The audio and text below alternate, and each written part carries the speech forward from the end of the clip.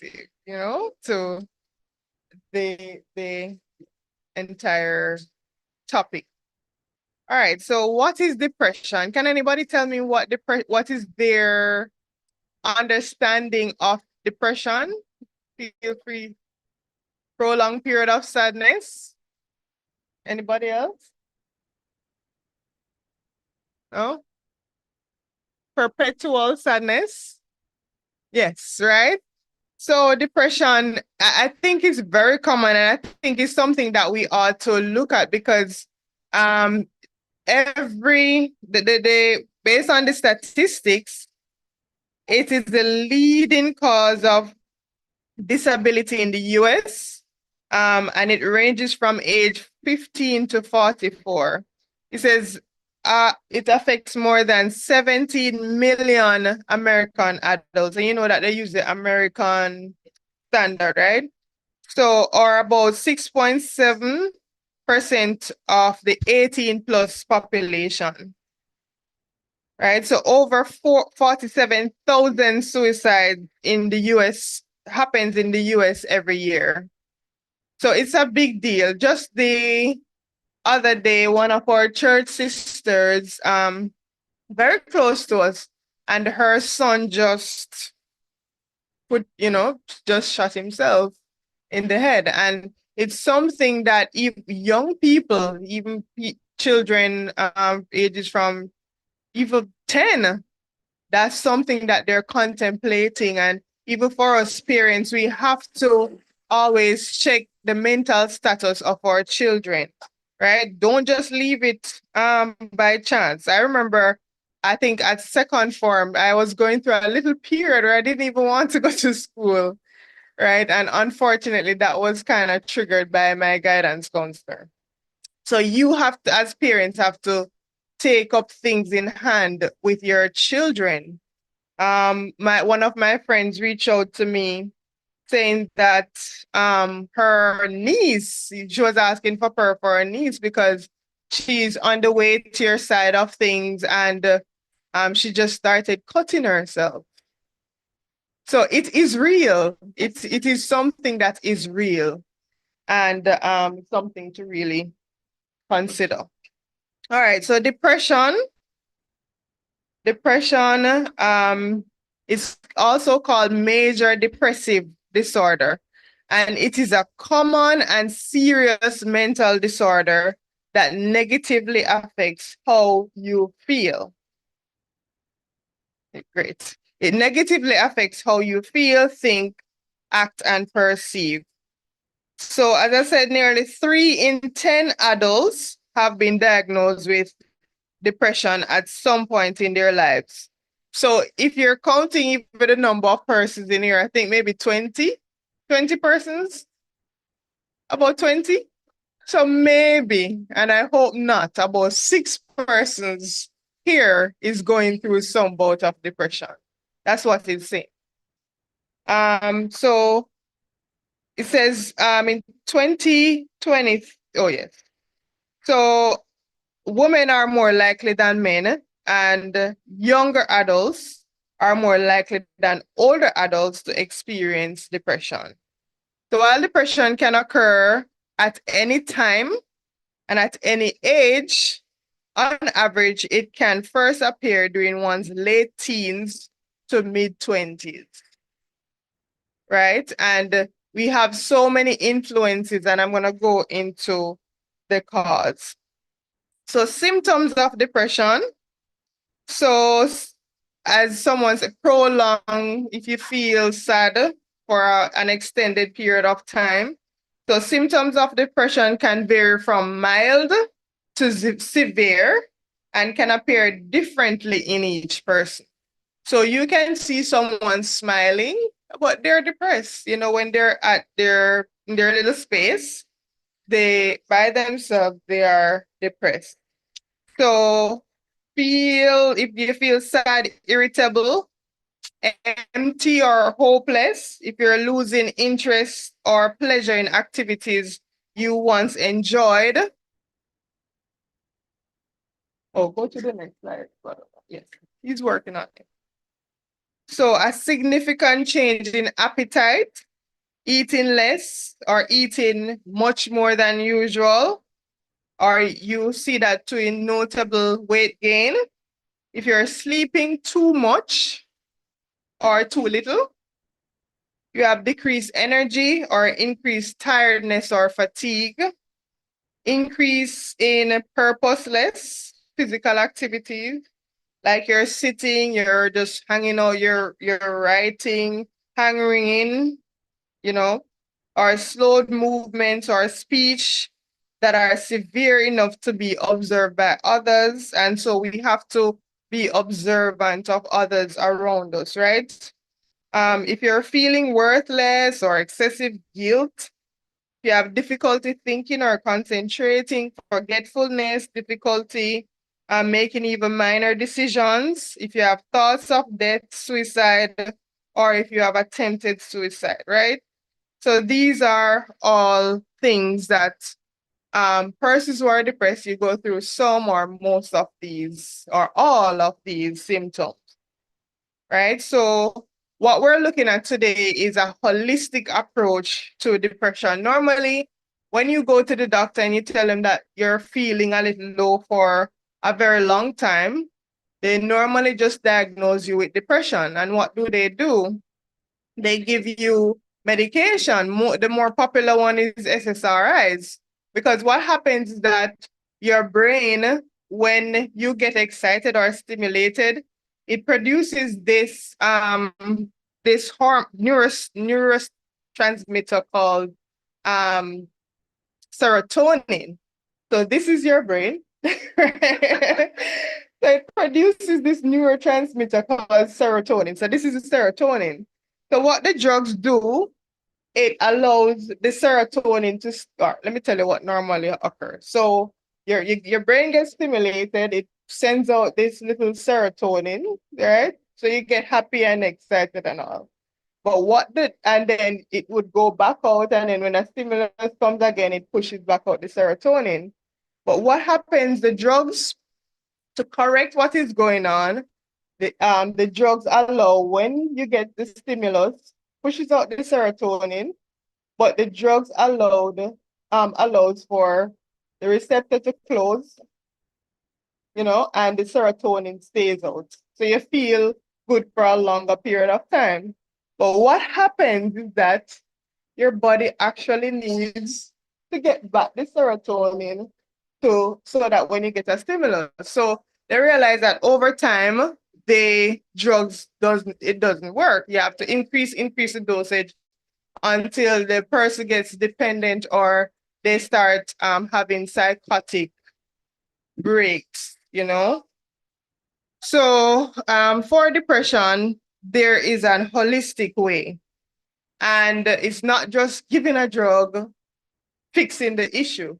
As Sister White tells you that drugs, it doesn't cure, it just allows the symptoms, or it changes the form. So you get a drug for high blood pressure and you realize that you start peeing a lot. Then you realize that you have long-term renal issues, long-term heart issues, right? So it just changes the form. So maybe your blood pressure is gonna, get lowered, but it changes the form. So you start having renal issues and you start having heart issues, right? So there's a holistic way. And one way is diet, looking at the diet, and I'm gonna go into that a little bit more. Sleep. Normally, when someone sleeps too much, they fall into a depressive state. Your mind falls into a depressive. If you sleep too much, like if you sleep out the entire day for weeks, right? You fall, or if you sleep too little. And that's why the Bible tells us that it is vain for us to rise up early, to sit up late, especially when the Lord gives us his beloved sleep. So sleep is good, and you have to prioritize that, because if you don't sleep for a long time, your brain, your brain starts being less efficient when you don't sleep for a long period of time, right? Your brain starts and everything basically breaks down. So exercise, of course, exercise, it's serotonin boosting. So it's good. If you don't start exercising, start.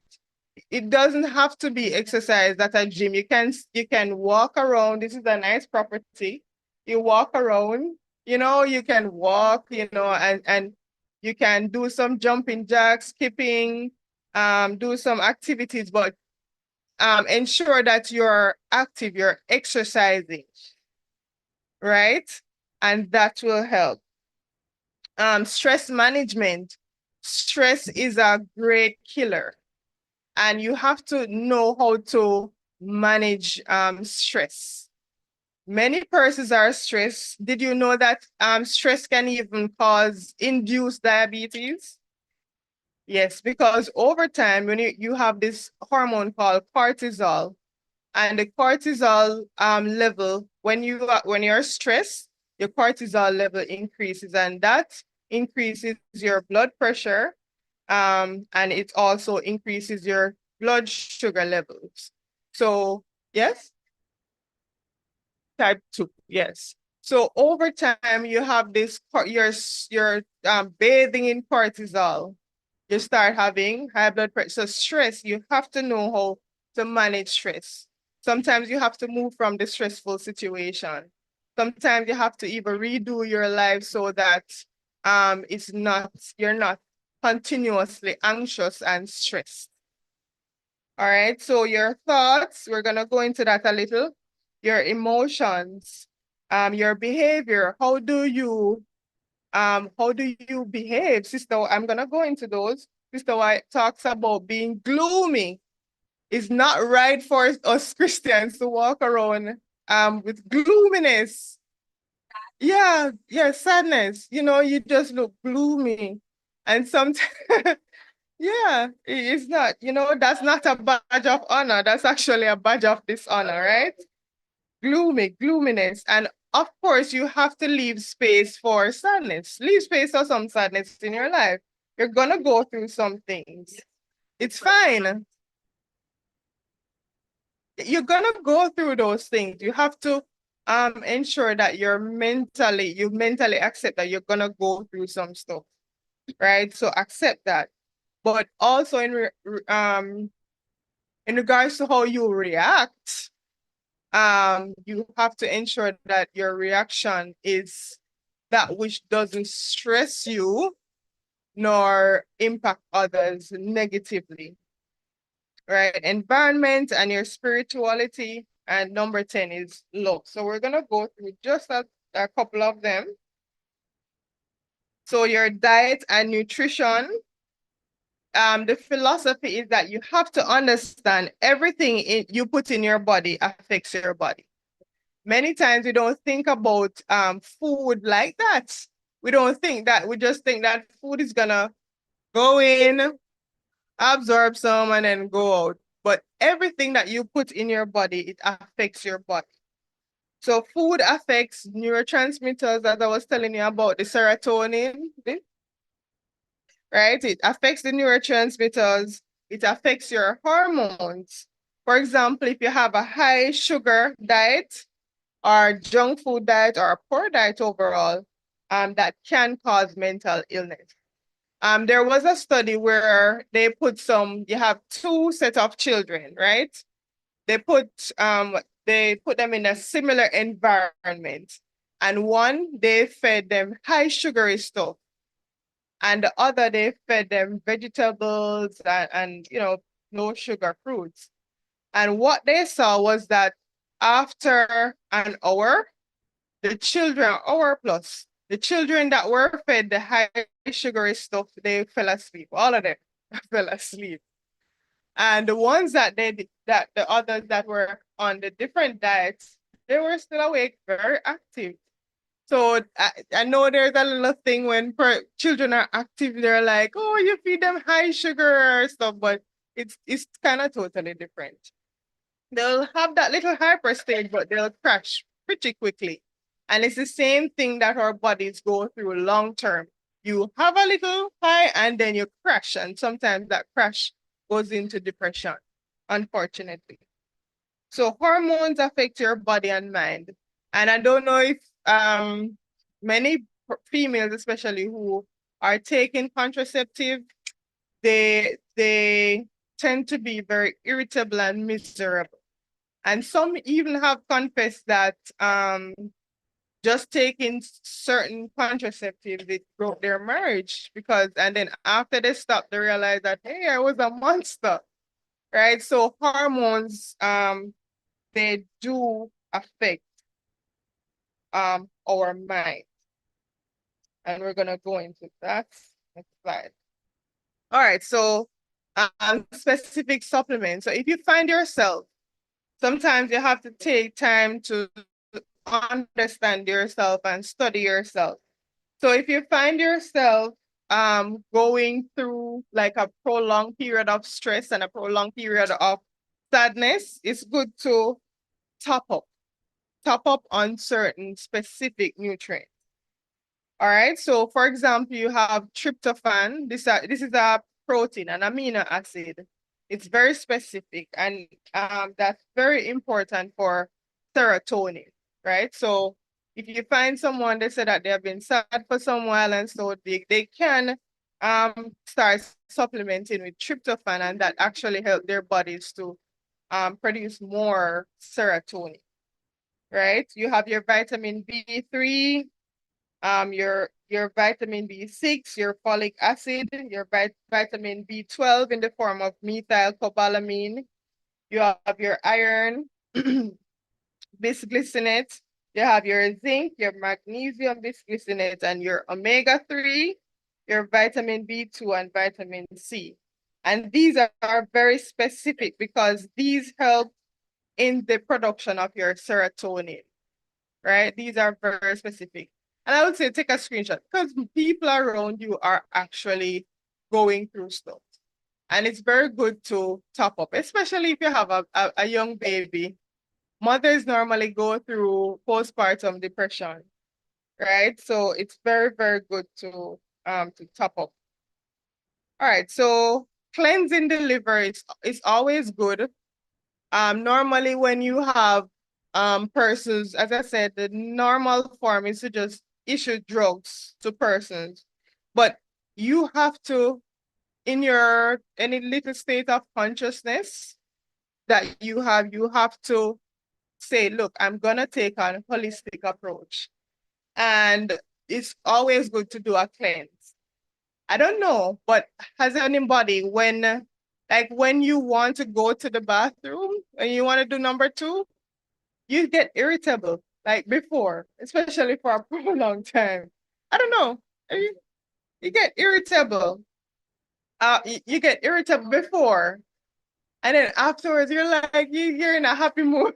You feel happy. I don't know, but did you know that as I always talk about the cleanse, when you cleanse, especially your colon, it helps your mood. It does help your mood. And so for persons who are, going through that long period, I think it's always good to suggest that they go through a cleanse. So go through a colon cleanse, a liver cleanse. Always start any cleanse that you're doing, always start from the colon.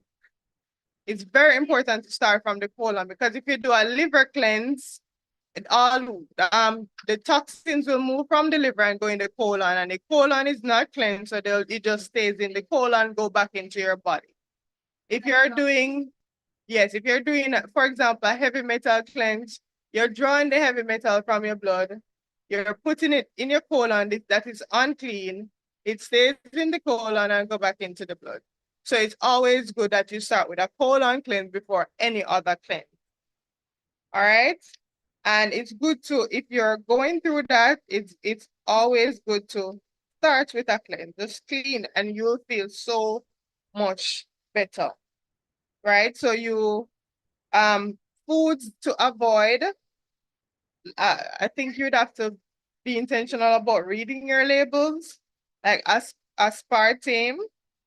It is an artificial sweetener, alcohol, caffeine especially.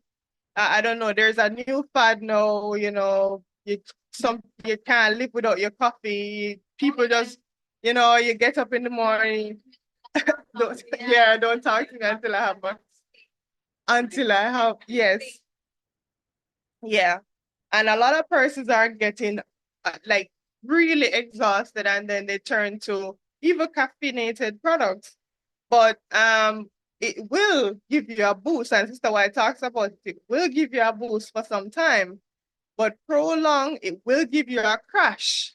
And that crash will crash you into a full depression, and you don't know it. Right? It excites the mind, and then you go into a full crash. High fat food, sugar food, even wheat sometimes. Wheat normally pushes people into depression. And why would you say that? There is this specific, I don't know if it's a spray that they spray the wheat. It's called glyphosate, and that it's shown, proven that it actually messes with your serotonin levels, right? No, I'm not saying it's better. Yeah, they spray it, yeah. So they spray it on the wheats as well. So it brings me back when, I don't know if you know, when it says Satan plants to poison the wheat. Yeah, so that's something. And these things, it affects your mind. Right? So I'm gonna go to the next slide,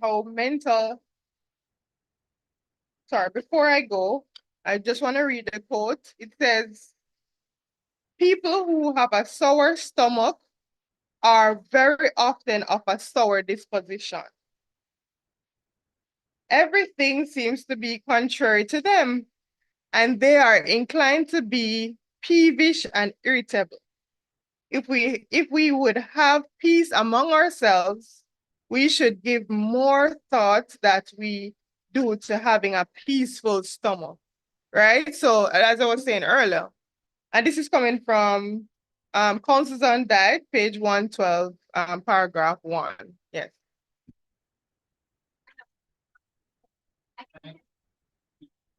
Okay, microphone. Oh,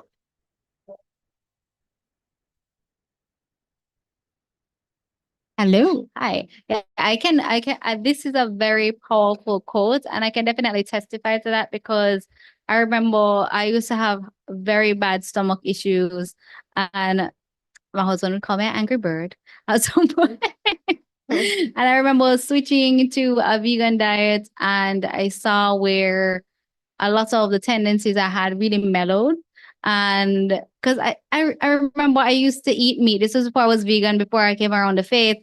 And I would even get a fever, like my body rejected it. And I was still doing it, because I was like, this is a normal way, So I'm so grateful for getting around the health message and learning more about it. Because even though, like, on days where I don't necessarily eat as great or miss a meal, you can feel that sense of irritability come about, as opposed to when you're fully fed, fully rested, you're more peaceful, you find more joy, which sometimes can be difficult to do with a busy lifestyle, but you can see that difference.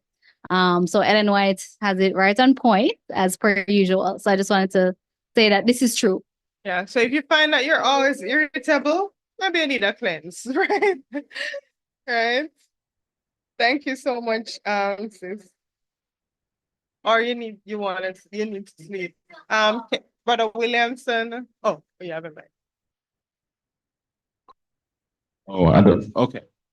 No, I think one of the problems is the siloed way in which medicine is practiced. Everybody is just practicing in their own part. So someone comes to you with an issue, and the first question is, what kind of disease does this person have? Instead of what kind of person has this disease. So you approach the person now holistically.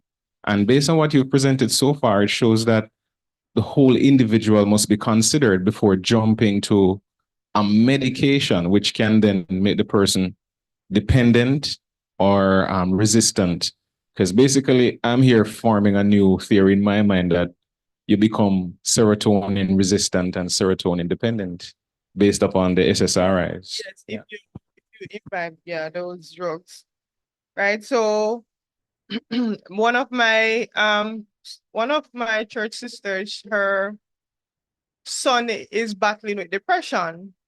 Her son seems like he's about 19.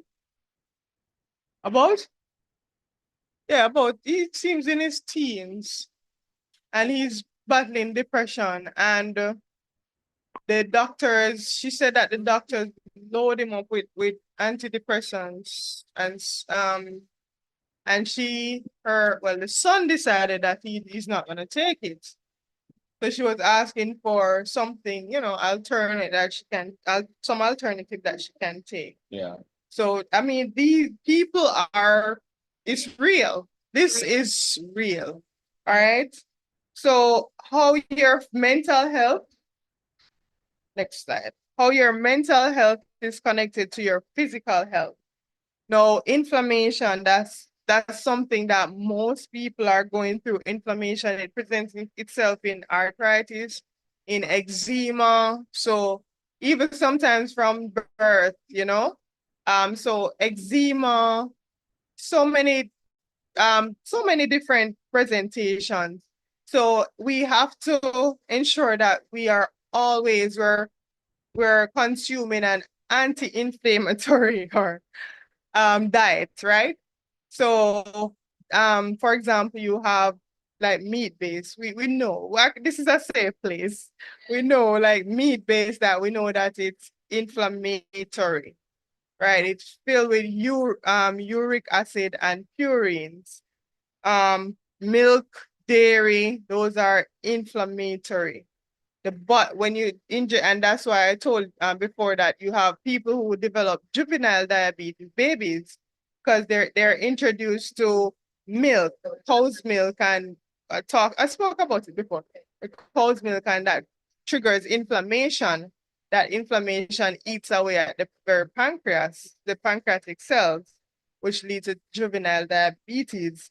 So inflammation, poor digestion, decreased neurotransmitter production. So, for example, as I said before, where serotonin, if your diet is poor, especially in certain amino acids and vitamins and minerals, okay, you'll get that. But I just want to go to this before I wrap up. The next slide.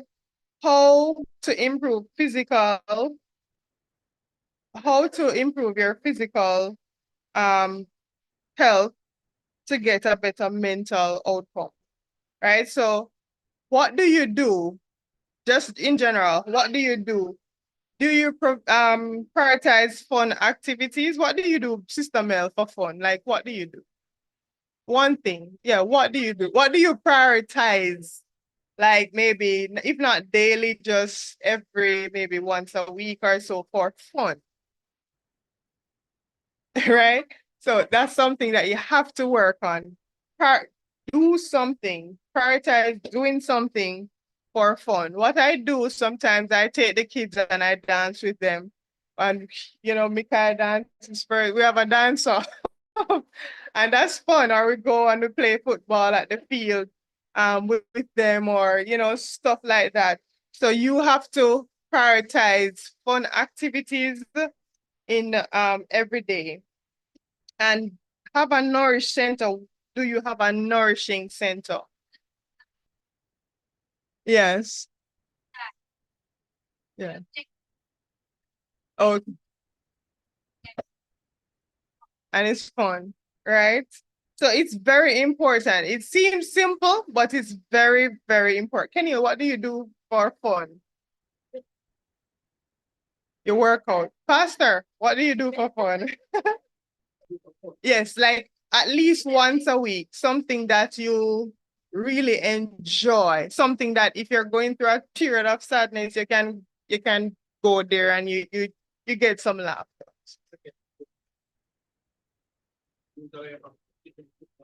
Okay. Okay. Great. Right. So you have to prioritize something, right? Go to nature. It does something. I was just asking, I'm just gonna ask Brother Marvin. No, Brother Marvin. Yeah. Brother Marvin, when last have you looked up in the sky at night? Right? Yes. The last time I looked up at night, we're having an eclipse. An eclipse, yeah. And he's been honest. Yeah, he's been honest. So things like that, little things. Yes, Sister Mel. Thank you.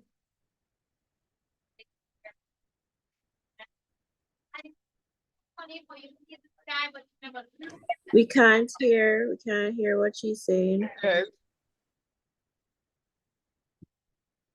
All right. Anyway.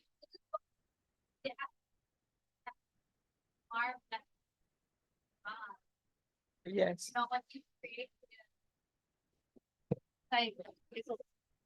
Okay, hello. Hi. Yeah, so I was just saying that you asked a question and it just reminded me of like recently I've just been looking at God's creations and everything, actually looking at it. Because we're so busy, human beings are just rushing through life, rushing to work, rushing to this. We don't take the time to look at God's creations, the plants, the trees, the sky. And yesterday I was just looking and I was like, wow, look at those clouds, so fluffy, like just admiring God's work, and I think if we take the time to really do that, even just like 5 minutes, 10 minutes just to appreciate God, the creator, and all that he does, it just gives you a different kind of perspective as well, and peace. Yes.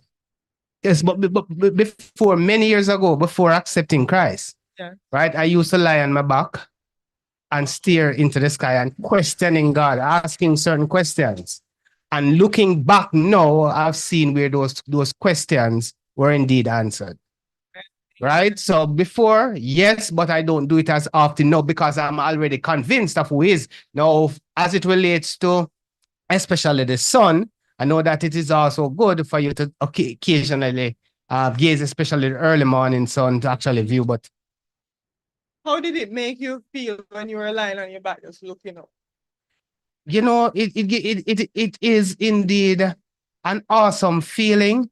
You know that you're just, it let you feel like a spectacle, but yet still you have a purpose, but you don't know what it is at that time. Amen. Right? So even though because when you look at this vast thing, how many stars, you name it, who is you? But yet still you feel as if somebody there still cares about you, which you want to know. Amen. Right. So being out there in nature, this can help. It corrects certain negative emotions that you have. It's very good. Walking, doing things. So talk to someone. So if you're experiencing a period of sadness, pray about it and get someone that you can trust to talk to. Because it's very good to talk. Sometimes you talk. When I have some things on my mind, I tell Kenny like maybe for the entire 3 months. And he still listens. But you have to, he listens like it's brand new. Right? So talk to someone, get someone and talk to if you're going through that extended period of sadness. And that if someone comes to you, ensure that you pray with that person, encourage them. Don't say, boy, oh gosh, you're going through that. Which man are you? I'm happy I'm not you. That kind of thing. So learn to actually adjust your hearts so that your mouth can do the same. All right? So sorry. Suppose you're not the one who won't like to talk. you don't like to talk? Because moments like those, you just find yourself secluded. That's it. Yes, Brother Kenya.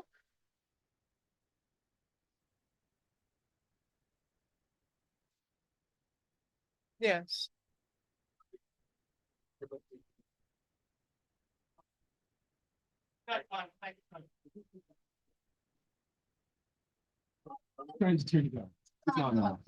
No, I was saying that it's finding the proper way to respond.